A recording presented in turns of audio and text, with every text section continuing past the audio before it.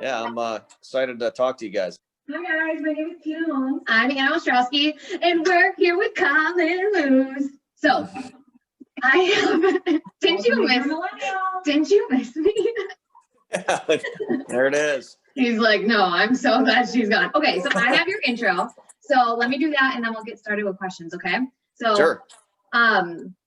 So I'm so stinking excited to have Colin Luz, or better known as Luther. And Noah and Ryan told me to put that in here. Nice. On DearMillennials, I had the privilege of being one of Colin's interns in 2016 for his company, Coulee Region Moving Services. He has now ran and successfully expanded that company for 7 years. Is that accurate? Has it been 7 years now? Started 7 years. Yeah, I think so, in February. You're a freaking rock star. When I worked with Colin, I knew that this was only the beginning for him. He founded a holiday lighting company in 2017, launched a podcast showcasing the employment and entrepreneurship opportunities available in the trades in 2018. And of course, that wasn't enough. So he started a golf cart company in March of 2020. So if you think that's a lot, wait till what comes next. On top of running 3 businesses and a podcast, he also consistently gives back. He's worked to provide moving services to victims of domestic violence. I got an opportunity to help with that, and it was fantastic. Began a basketball tournament to raise funds for victims, has created a scholarship for his alma mater, and hires students, athletes, and veterans. Did I mention he's done all of this in his 20s? You're freaking nuts, man. Based on this, you might think Colin is all work and no play, but that's definitely not true. Colin has the type of heart and personality that we all should all work towards. He gives nicknames to all of his team members. Mine was Penny. He has an annual award celebration and is constantly making people laugh. And I recently heard you now do cookie reviews on Snapchat. We're going to have to talk about that. It's been a hit. I'll give you a couple companies. He is a proud fiance, loving son and brother, a giver to communities, comedian, loyal friend, in the world's best boss. So again, I missed you, and I'm so glad that you're here talking with us. Yeah, thank you. God, what an intro. Yeah, I could use that. I could use just walking around my back pocket every time I walk through the front door. Just there's that intro. Welcome. Yeah. I love it. But, yeah, thanks for having me. Oh, I'm really excited. So obviously I know you pretty well. Tina just met you. People listening don't know all about you. I gave them a little sneak peek. Is there anything that you want to add to that intro, or anything that I didn't cover that you want to talk about before we start diving into specific questions? No, you remembered things that I didn't even remember, so that was a damn good intro. Okay, perfect, cool. So let's first start with Coulee Region Moving Services, because I mean that's your baby, that's the one you've grown, that's the one that I'm really familiar with. Let's talk about your why behind that and kind of how it all started. Because Coulee Region, like moving, I know you and I have talked about, like doesn't always sound like super glamorous, but you're freaking crushing in it. So like let's just talk about it. Yeah, so I started at my senior year in college at Viterbo University, a private college here in Western Wisconsin, and I needed an internship for my sales minor, and kind of waited last minute like everything else in college, and didn't find one. And I had this idea. I was working at FedEx at the time, just loading and unloading trucks, and kind of came across this idea to start a moving company by just doing the labor only with U-Haul. So what people would do is they would rent a U-Haul truck, and they would, go one way or the other with it. We would either help them load it or unload it. And it was really just a part-time job the first year and a half. I mean, I wouldn't even call it a business at that point, but the second summer into it is when we started getting a lot more calls, and I felt like I should just give it a shot and try and make a business out of it. And so yeah, that's how it started, and it's just kind of grown a little bit every year. But we got a good group of guys. I primarily try to hire student athletes, former student athletes, some military vets if I can. So it's a good group of, hardworking guys that are used to the manual labor, like you said, it's not glamorous work, but I think it's rewarding. I mean, I think it's one of the few jobs in the world where you get done and people are like so appreciative of what you just did. And I mean, it's a good feeling at the end of the day. And it's something that I think is missing from a lot of people's jobs. And you wouldn't think maybe comes from a job in the trades, but I think it's an underappreciated job, or not underappreciated, undervalued job, but highly appreciated by the people that, we're able to work with. So.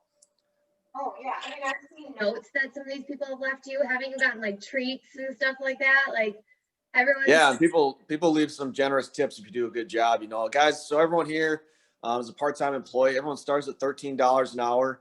But by the time they get tipped, I mean, that can easily work up to $17, $18, $19 an hour for some of these guys. And so it's a really good part-time job for these college kids. I try to be flexible with their schedules as far as classes and sports.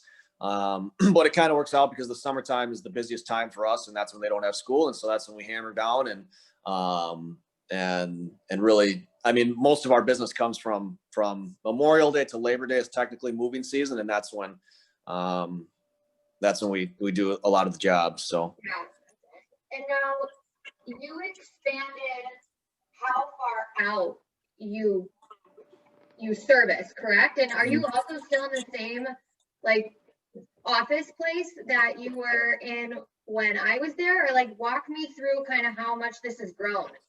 No, yeah. So we're I mean, I wouldn't say it's grown like tremendously, but we've grown. Yeah, we're at a new location on the south side of La Crosse now.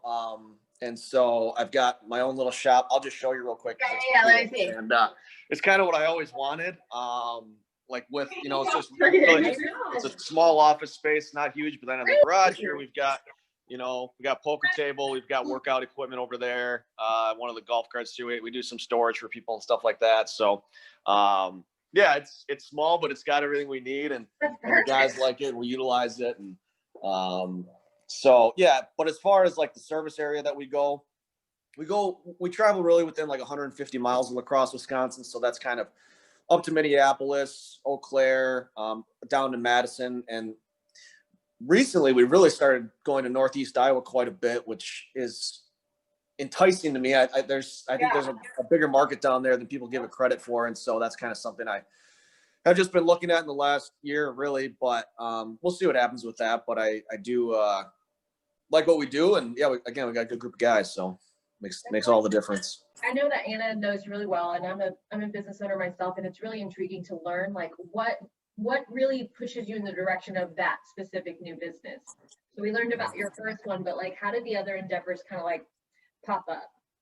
Well, so this is just for me, and I don't know if this necessarily applies to everyone, but when it comes to starting businesses, I never look at starting something that I'm passionate about. I've never been a big believer in following your passion, which I know sounds contradicting to probably a lot of listeners on here as millennials, but for me, it's always been about chasing an opportunity and figuring out where the supply is, finding the demand, and just trying to make a business out of it. So obviously I don't have a passion for moving couches, but I saw an opportunity that I felt like for the size that La Crosse was, about 100,000 people, that there wasn't enough companies in the area.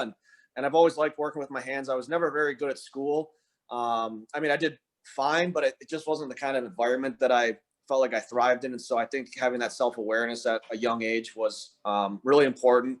But I only got that self-awareness because I tried a lot of different things throughout high school and college that even weren't related to my degree. Just, I think getting experiences that like that in college is so important to figure out what you don't want to do just as much as what you do. So anyways, again, back to, starting the business, it wasn't so much about following my passion as it was chasing an opportunity. And so I think that's an undervalued perspective to have when starting a business, that especially if you're going to start a business in the trades, there's a massive opportunity for it, and it might not be glamorous work, but you can make a pretty good living off of it. Oh, that's awesome. I love that. So one thing I love is just like, how are you able to maintain everybody part-time and the camaraderie? Because you've been around 7 years. I mean, keeping people around where people like what they do, how do you do that? Is there like a certain culture that y'all have? Like, I think so. So I kind of coined the term here that we call everyone industrial athletes. It's kind of like, instead of just being a mover, I work some manual labor job. You're an industrial athlete. I mean, really, we all try to work out and eat right. And even at lunch, like, we don't drink anything but water. Like, it's just kind of a different way than maybe you've seen other moving companies operate, where usually the guys are a little older and I don't know, they can kind of be greaseballs. Yeah.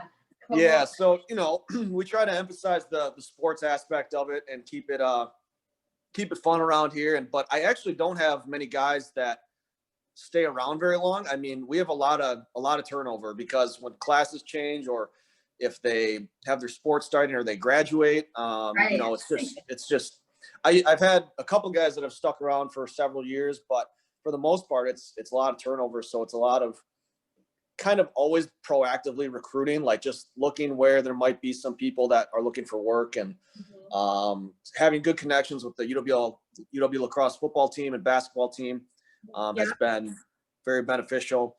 But there is a lot of turnover. So Yeah, but not in a negative way. It's more like they're graduating, they're moving yeah, on. Oh, okay.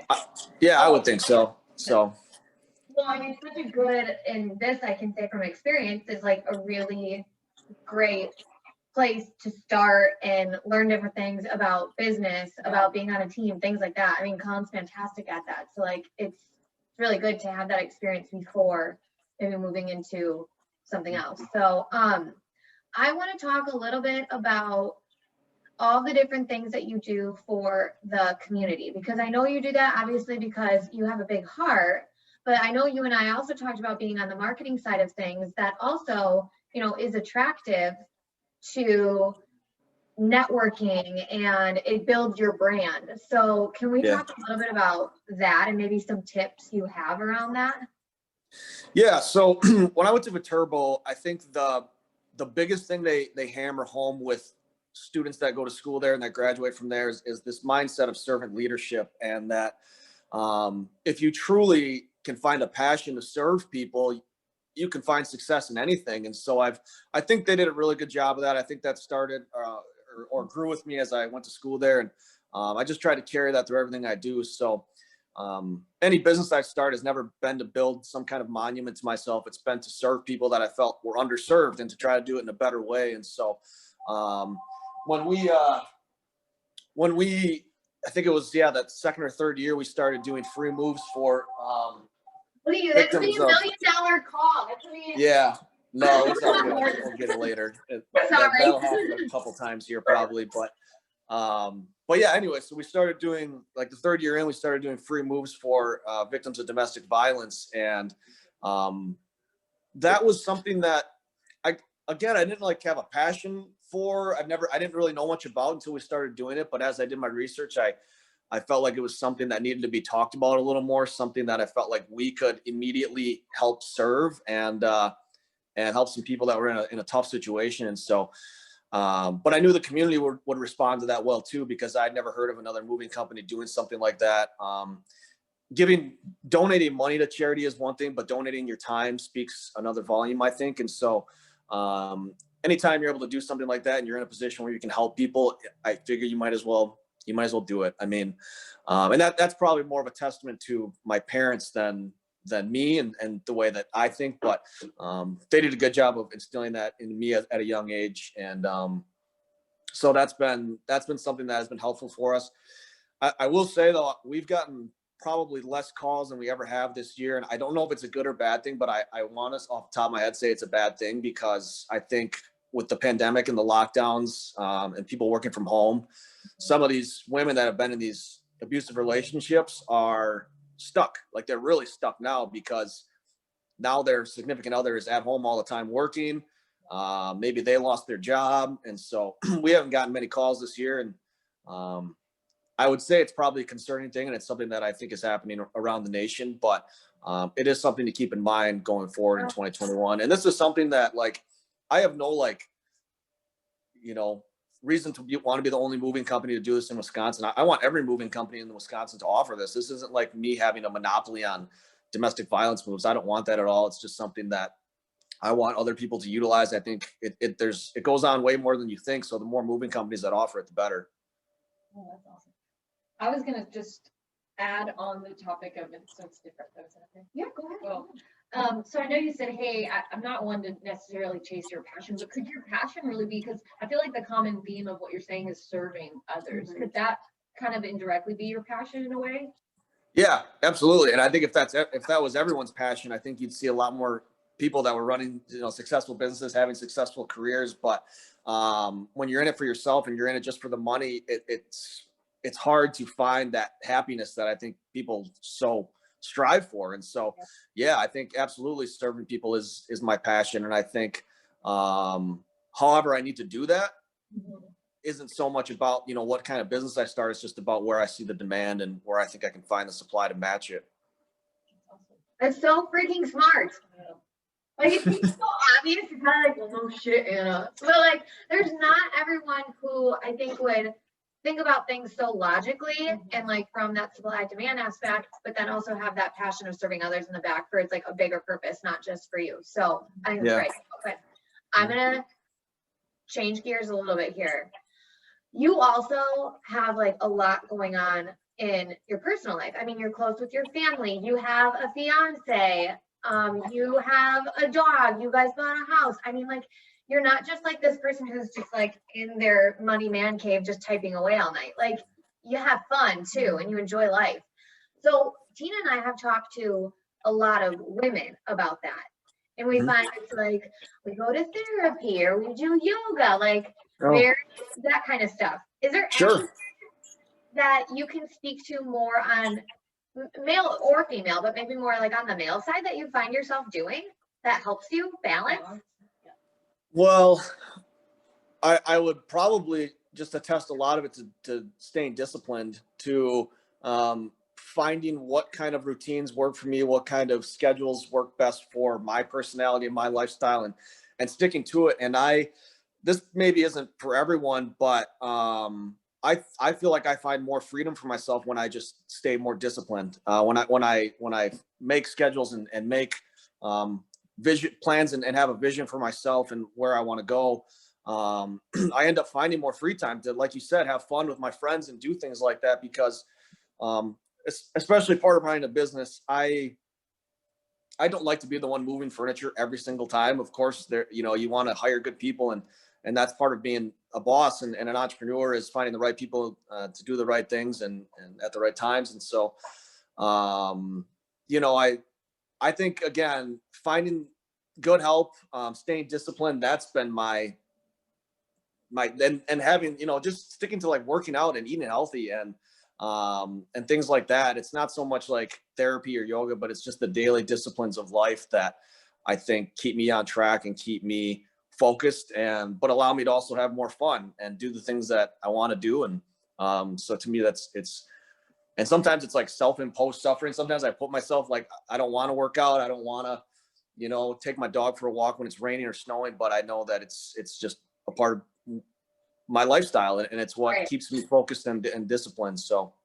And almost your job is just so fun, and to be around fun people and good energy. You built it that way.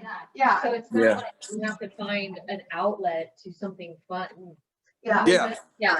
Yeah, right. You can build, your community, your kind of vision and sanctuary, and it takes time and it's hard work for sure. Like, this didn't just come overnight. And but I also think that I have like this unique perspective of just enjoying the whole journey. Like, when things aren't good, that's okay. Like, it's just a phase of whatever's going on at this time, and to have that long-term vision of what you want, and just knowing that if you had a bad day or a bad week or a bad month, it never lasts. It never does. And so, so that's just kind of a part of it that I like to keep in the back of my head when things like that go on. Do you hold some of those same principles in your relationship? Because you're so busy with all your businesses, like, it sounds like you're engaged, right? And I would think like a relationship is a whole job itself, right? Do you commit those to the same like date nights and like that discipline? You know what I mean? Like the disciplines and no, absolutely. Yeah, we do that. We try to, and it's different depending on the time of season, because sometimes in the summer it gets busy for me, and in the winter it gets busy for her. But yeah, we try to, make sure we see each other every night. We talk, we communicate well. I think she's a communications major, so she'll attest to her being she's really good at picking up on emotional intelligence type things, and when people aren't feeling great. And so but yeah, I think just constant communication and trying to appreciate the little moments together, for sure, especially throughout this year, and having to plan a wedding and cancel it and replan a wedding. I mean, she's put so much time into that, and trying to pull it all together has been, a whirlwind of emotions. Mostly for her, it's been, for me, it's been something, but mostly just because of how I've had to see her had to handle it, especially canceling the wedding the first time was pretty devastating. But I mean, it's at the end of the day, it's all going to work out. And So yeah, but I think it is something that applies to not just one aspect of your life. It ends up carrying through everything in life. And again, that just goes to that, back to that discipline and staying on track with where you see your life going and what you want to do. Yeah. I love how self-aware you are of all this. Of like, no, I mean, seriously, because there's a lot of people that they're just not self-aware and they don't realize these things about themselves. So I think that alone is very impressive.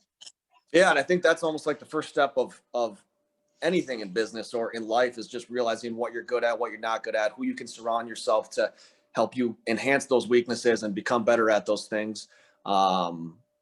That's like the foundation of it all. So I think developing that at a young age is helpful, and the sooner you learn it, the better. Yeah. Okay. So I want to first hear about this whole cookie deal with Snapchat, and then I want to end this with some takeaways, like different pieces of advice that people can start doing right now at a professional level and personal level. But I first need to hear about this cookie thing. I mean, it's not really like anything They special. made it seem like a big deal. It's something that we just, again, this was like something we did within the culture of the moving guys. We have this theory that there just is not a better cookie than a Subway cookie. I think they're incredibly underrated. And so we started doing like these cookie reviews at all these like truck stops, because we travel all over the state. And so we would just like review them and send it to each other. And one time I accidentally put it on my story, and I got like all these responses. And so now I just do it whenever we're around, and it's pretty entertaining to people, I think. But it's really just a fun little thing. There's nothing I'm like trying to become famous for. I'm not trying to get a Subway sponsorship. If y'all ever do they have Papa John's in Wisconsin? They have Papa John's out in the coast, right? The cookie from Papa John's is bomb. By the way. Writing it down. Yeah, write it down. And if you want any business owners here in Dallas, we have a couple of vegan, gluten-free companies. Nice. Yeah, I'm down for any of them. Okay, so I wish that we had some more time, because I would love to talk a little bit more about, actually, let's do this. Sorry. Can you like rapid fire tell me about your podcast and some of the things regarding the trades industry? Because just like everything else that you do, I feel like you see this market that is so like open and underrated, and you're like, guys, check this shit out. So like talk a little bit like rapid fire about that, and then we'll go. Yeah, and I have more time if you guys need it too, but if you guys have to go, I understand. But so I started that podcast because I feel like I'm living this example of what I'm talking about, that there's a massive shortage of people in the trades and transportation industries. And I think part of that is that it's not so much that people don't like the work. It's just a perception problem that starts at a young age in high school and with guidance counselors. And I think every year they're doing a better job of it. But anyways, I felt like I needed to share my story along with the stories of all these other people that I've met throughout my years of having this moving company. And I mean, there's people in the trades and jobs that I had never even heard of making more money than I could have ever imagined. And so, and I'm not saying that a 4-year degree isn't for everyone. Yeah. I'm not saying everyone has to do it. I'm just saying it's not for everyone. That, you just have to be, again, self-aware and figure out what works for you, how you like to work, how you picture yourself making money in the future. And so, the podcast has been really fun. I've had some really good guests come on. We've got some new ones lined up this year that I'm really excited about. But again, it's been it's more something that I like to do for the community, because I just feel like I'm in this unique position to serve them in that way and connect with the millennials and Generation Z. That I think the blue collar jobs are fading away. It's something that we don't talk about enough. And but there's some really good money to be made in the trades. So. And a lot of students who want that as an option, but because of different things with society and just like where they should go, that gets left off the table. But there is, like you're saying, fantastic opportunities within it. So I think that's nice that you're like bringing light to that, saying, guys, this is a great chance. I have one last question. So I'm a financial advisor, but I always love to learn like from a business owner's perspective, like one financial tip that you feel like is your gung-ho, go-to. Financial tip. I mean, I'm 30 years old. I've never had a credit card. I don't like to spend money that I don't have. I think there's always a way around it. I think you can, you just have to live simply when you're young. And like when I started the moving company, I lived in a shitty 2-bedroom apartment, and it was not, I mean, it was not nice, but I figured, you know, it was cheap and I could make it work, and I wouldn't turn the heat on as much in the winter. And I just saved money when I was young because I was single and it was just me and my dog. And so like I could. So I think when you're young, when you're in your 20s, you have this really unique time in your life where you can start a business with very little repercussions and still be fine in your 30s, even if it doesn't work out, because there's just, life's longer than you can imagine, really. I mean, it's the longest thing we ever do is live. And so I always just had that mindset of, you know, I might as well just take some risk in my 20s and try to live simply, and then hopefully it works out. But yeah, like I said, I don't think there's ever a need to have a credit card. And this is just coming from me, but again, I'm 30 years old and I have 3 businesses, and I've never had a credit card because they do say you can't buy a house without credit lots of times, right? I mean, I have a credit score, and I've taken out loans, you know, for big purchases, but I'm talking a credit card for, you know, day-to-day purchases. You know, it's just one thing for me that I don't believe in, is spending money, short-term money that I don't have like that. But I've taken out loans for big purchases like my home and things like that. But even my first moving truck I bought in cash. I just saved up years and years and did it that way. And so it's kind of old school, but it has worked for me. So. I know, and from being from Dallas, it's like totally different dynamic. Like when you're in 20s, you should be doing this, you know, you think you should be doing this and this because of Instagram and whatnot. Like I remember, like even me, I lived in a efficiency for the longest time, and I literally did anything like makeup, personal shopping, personal training, anything to pay my student loans. I didn't care. But glamorously outside, it, you know, my life looked fabulous. But truth be told, I was like working your ass off. Yeah, I was working my ass off, living in the back house on a enclosed porch. Yeah. Paid, getting I mean, I show some people this, but this was the day before our first move. I don't know if you can see it or if that's backward. This was my bank account, and I have it sitting behind me every day at work, just like as a little bit of a reminder. But yeah, I mean, this was what was left in my account the day before our first move. Like it was pretty rock bottom at one point. And so I put that up there as a reminder every day, like, you know, this is going a pretty long way. But again, it comes from, you know, just the hard work and the day-to-day disciplines. And like trusting in yourself that you're going to happen. Yeah, absolutely. It is like you have to have faith in something, and whether it's yourself or whatever you need to do to get to that point, that's where it all starts. So I'm so proud of you. I'm like, I didn't know you. Your wife is your fiance is so lucky. Yes, she is. Aww. Yeah. Well, thanks. Yeah. Well, is there anything else, any tips or tricks or anything you want to share before we say goodbye? You've given us so much, and I love, he's given us such a different perspective too than like what we're used to. So this has been great. Sure. Well, I guess real quick, I'll just talk about like the other 2 businesses that I've got. So the other one is a holiday lighting business. And we started that a few years ago. And this year, so I want to talk about these 2 businesses specifically because of what has happened this last year. So our holiday lighting business grew like exponentially this year. And I started this golf cart dealership in March, right when the pandemic hit. And it's been a unique year because as far as the golf cart dealership, right when we launched that, we thought, you know, we're screwed. Like, who's going to spend money on a golf cart this year with the amount of people that are losing their jobs, with the way the economy was? We were like, if we can sell 20, 25 carts, that would be a good year. But my business partner, Jason, with that one, both of us have come from kind of a marketing sales background. And if you can learn, I always tell people this, if you can learn how to sell, you'll never be out of a job. You'll never be out of a business. It's just, I think it's one of the most undervalued skills in life that you can develop and constantly get better at. And so we kind of combined our skills together to figure out that, hey, you know what, the one thing that is staying open is outdoor recreation things. You know, you have to stay away from people, social distance from yourself. Maybe there's a way we can market this message the right way and still have a good year. And we did. And recreational vehicle sales in general were way up. So we tried to capitalize on people in those markets at campgrounds and things like that. Yeah. And by the end of the year, we sold like just over $400,000 of golf carts in our first year of business. And so it was a really good start. It was really encouraging, but I think, again, that goes back to there's opportunity everywhere. there's just, even in the bad times, there's ways where you can find success. You just have to see it that way. And I think it's hard, like for sure for everyone, but some people just don't want to put the effort in to do that. But I think that's where what separates the people that become successful and those that aren't. And I'm not some ultra successful guy, but it's something that I like to work at, and I enjoy trying to be, at least.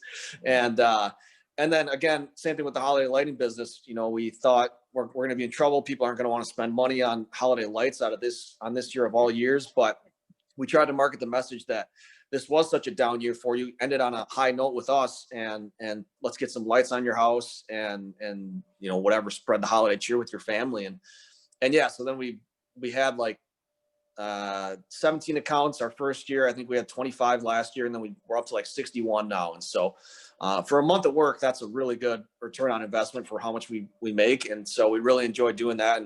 And we figured out how to cut out the middleman here in North America. We get our bulbs directly from China now. So now this little holiday lighting business is doing international business, which has been really fun. And we'd like to think about things we can do with that, as far as becoming a distributor for other holiday lighting companies, and potentially franchising it at some point to other seasonal business owners that need some income in the winter. So.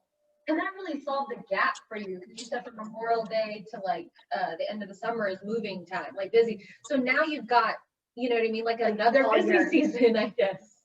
Yeah, exactly. And I think there's a lot of other business owners in different areas that could also utilize this. There's, people in concrete and construction workers that would be great at this, roofing companies, that I think we could, if we build it the right way, we can really grow it. That's probably the business I'm the most excited for.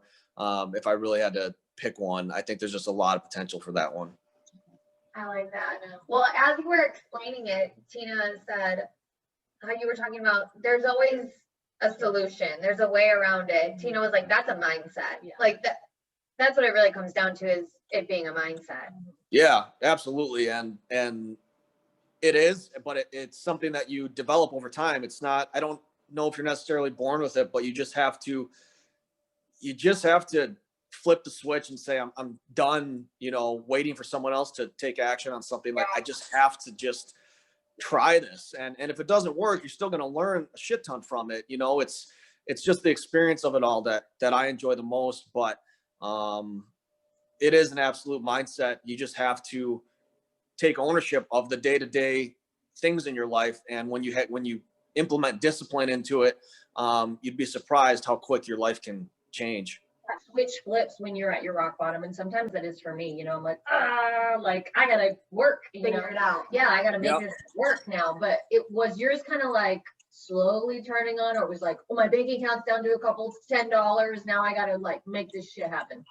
Yeah, I mean, no, I mean, I think that's a good point. It is when you're at your bottom, or when you're having a really hard times, that's when you have to flip that switch. And like I remember those early days of really not having much money. And I remember one day it was like a blizzard out, and I didn't have like any money left. I took like a handful of change, and I went to the bar, and I remember the Giants were playing the Cowboys for some reason. Like, this is very vivid in my mind.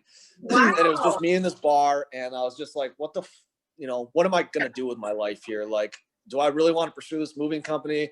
So I just try and go find a job. I have this shiny new 4-year degree, but I just decided, like, I'm just going to grind through this.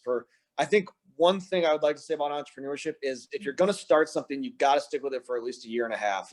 You cannot if you're going to do it for at least a year and a half, see if you have any momentum with it, and then you can figure out what you want to do. But don't start something for 6 months, say it's not going well, and give up, because you have to give yourself time to figure out where you fit in the market, and give yourself time for people to learn about you. And you're not going to just get hired because you started a business. It takes time to build that trust. So I think that would be my biggest piece of advice as far as starting a business. Just, if you're going to do it, stick with it for 18 months at minimum, or don't do it. No, that's fantastic advice. Because I think so many people, they see people like you, they see people like some of the other entrepreneurs that we've talked to, and they're like, oh, that happened to them overnight. And it's like, hell no.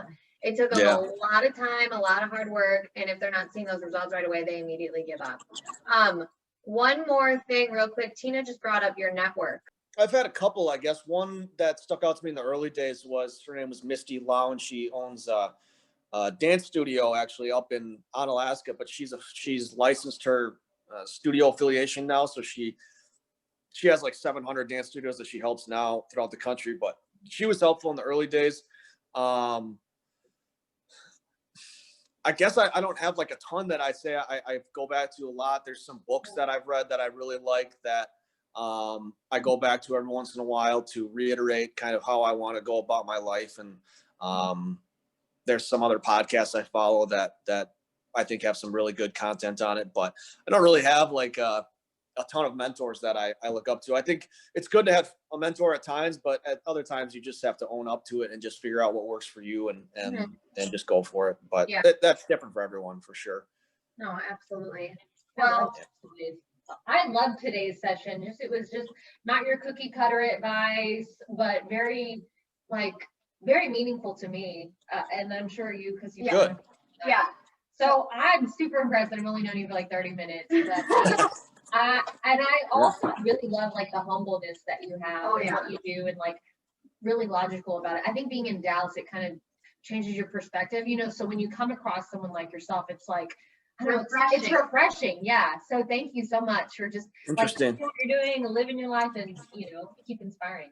Well, this was great. You guys keep doing this because I think you keep sticking with it. Like I said, you're going to find some success with it. I know it's pretty new, but yeah, like I told them, 18 months, I'd give it that much and then see where it goes and just keep at it. So yeah, and we genuinely like what we do. It's fun. And we learn so much from it too. So. I remember telling you, Anna, when you were working with me, I'm like, I think you should get into sales. I'm like, just something about it. I think you do really well in it. Like, I think you're going to school for marketing, but I'm like, I think you should consider it. Yeah. You had said something earlier in the podcast where you're like, everyone should learn sales. And I pointed at you in that because you told me that I'm like 21 years old, going to school for marketing. And you're like, you should really try sales. Like I remember that in your office. So yeah, here we are now. Yeah. Last thing, where can everybody find you? I know we said the podcast and the, the business. Yeah. What are the names of all your businesses? And your podcast. So sure. And they all have websites, but yeah, Coulee Region Moving Services is the moving company.